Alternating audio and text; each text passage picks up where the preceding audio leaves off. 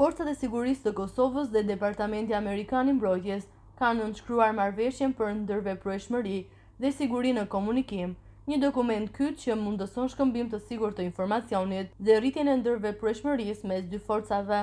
Marrëveshja u firmos në Prishtinë nga komandanti i FSK-s, General Bashkim Jashari dhe General Major John Phillips, drejtori i komunikimit dhe kibernetikës në Komandën Evropiane të SBA-s. Ambasada amerikane në Prishtinë e cilësoi këtë marrëveshje si një hap të madh përpara me forcimin e bashkëpunimit dypalësh. Kosova bëhet partneri 33 global që nënshkruan CISMOA, duke rritur sigurinë e komunikimeve dhe ndërveprueshmërinë.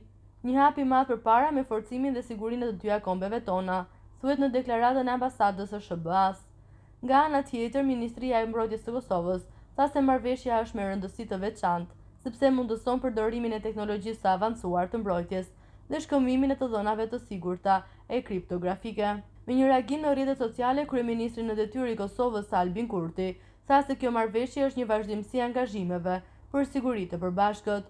E përgëzoi komandantin e FSK-s, General Bashkim Jasharin dhe ministrin e mbrojtjes, Ejup Maqedonci, për këtë arritje të rëndësishme në ngritjen e kapaciteteve të FSK-s dhe shpreh mirënjohje ndaj Shteteve të Bashkuara për mbështetjen e vazhdueshme, shkroi Kurti. Po çfarë është CISMOA?